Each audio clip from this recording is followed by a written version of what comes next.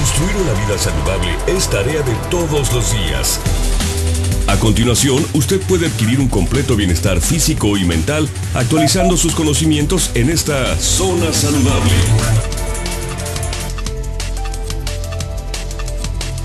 Bueno, ya estamos de regreso, estamos con el doctor Juan Alberto Rodríguez Ruiz, él es jefe de División de Medicina Interna y estamos hablando de pancreatitis. Le decía que lo que tiene que ver con medicina interna realmente es como muy complejo porque tienen que ver infinidad de enfermedades, de síndromes, de patas que tienen mucho en común, y aquí en este sentido me gustaría aterrizar en lo que tiene que ver con la pancreatitis, porque estamos tan acostumbrados a estar en forma incorrecta en lo que tiene que ver con los dolores del estómago, que ya lo decimos, es que tengo colitis o tengo gastritis, o sea, ya el paciente ya hizo su diagnóstico sin saber que puede haber precisamente una piedra en la vesícula, como comentábamos, como causa de la pancreatitis. Bueno, haciendo un paréntesis con tu comentario, me gustaría nada más comentar a tu público que el internista, porque mucha gente no sabe ni quién es, que es un internista, entonces a veces ni los internistas entendemos mucho nuestra función, pero prácticamente podríamos definir que es el especialista del adulto. En ese sentido, como el pediatra de niños y es el especialista del niño, el internista va a ser el especialista del adulto. Entonces, lo que sí les recomiendo es que cuando vayan con un médico y son adultos, pues ir con el especialista para que no caer en errores diagnósticos o mandarlos con subespecialistas a veces que no tienen nada que ver con la enfermedad. Sí ver como primer opción o contacto de médico al especialista del adulto, que sería el internista, ¿no? En ese sentido, sí sería importante para definir sobre todo qué es lo que está pasando con la persona, ¿no? Había comentado que la pancreatitis prácticamente es un dolor intenso a nivel abdominal. Lo más clásico es en forma de cinturón, como si las personas tuvieran un cinturón alrededor del ombligo, a la altura del ombligo. Es un dolor intensísimo y se va a acompañar muchas veces de náuseas, vómitos y en algunas ocasiones diarrea.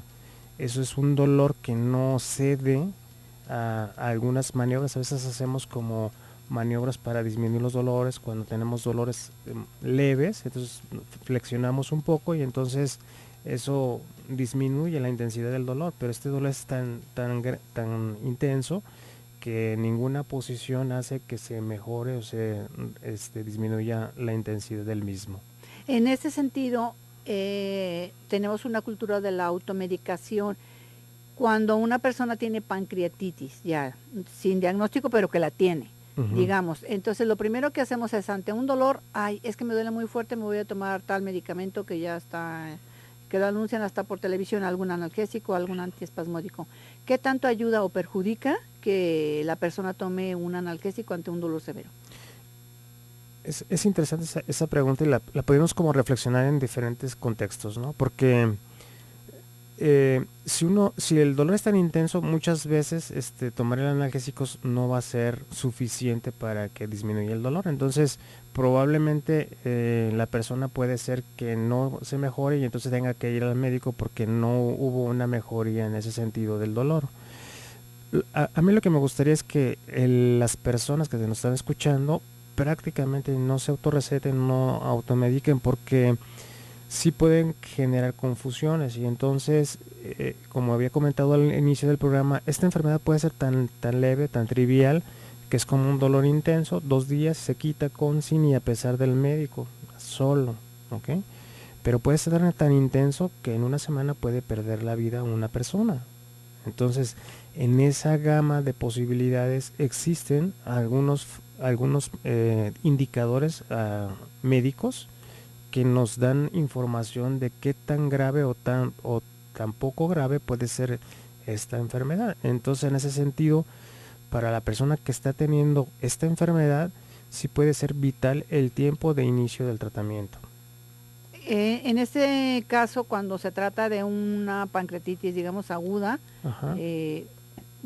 probablemente no necesite hospitalización, o sí es mejor que el paciente esté monitoreado, que esté... Sí, tendrá que ser monitorizado, tendrá que ser evaluado y tendrá que ser al menos tratado para para evitar que se vaya complicando, porque una vez que empiece las complicaciones es como una cascada que se va generando y va generando un círculo vicioso en detrimento de la persona y que puede fallecer. Entonces, en el mejor de los casos se resuelve sola. Una Así pancreatitis es. que empieza con un dolor muy intenso, náuseas, vómitos y se resuelve sola. Así es. Y que ni se da cuenta la persona, nos hizo estudios y pasó desapercibido y fue algo tan trivial como eso. puede ser que le repita otro ataque de Por pancreatitis supuesto. o puede ser que se haga crónico. ¿Qué es lo que pasa ahí? En términos generales, la pancreatitis crónica no es tan frecuente, es menos frecuente o menos intensa y se da porque hay una destrucción del páncreas y se generan unas calcificaciones o una fibrosis del tejido y entonces, bueno, puede producir ese tipo de complicaciones. Pero lo que nos preocupa más a los médicos en un paciente es las pancreatitis agudas. Y sí se pueden dar por los factores de riesgo que habíamos comentado, que sería una, piedras en la vesícula, 2, alcoholismo, estar comiendo comidas muy intensas con muchas grasas, eso puede generar también. Y hay una condición un poco menos frecuente, que es la hipertrigliceridemia, ¿no? Los triglicéridos elevados también son condiciones que hemos visto que pueden generar este tipo de patologías. ¿Las personas que tienen diabetes tienen un factor extra agregado para sufrir pancreatitis o no necesariamente? No necesariamente, pero si la persona no era diabética y de repente encontramos que puede tener diabetes esa persona, hay que investigar qué está pasando con el páncreas, sobre todo cuando se sale de los rangos muy normales o frecuentes. Por ejemplo, una persona mayor que se inicia con diabetes a veces no es una diabetes como tal, a lo mejor es un problema que está generando el páncreas como cáncer o como pancreatitis y que esta está secundariamente generando la diabetes. Aquí, obviamente, el indicado para poder determinar qué es lo que está pasando. Fíjate que esto que tú señalas sí es importante porque muchas veces cuando tienes una enfermedad y dices con quién voy, o sea, el adulto sí dice, ay, pues es que tengo esto, tengo dolor, o sea, iré con el reumatólogo, o con quién voy. Y qué bueno que hiciste esta aclaración.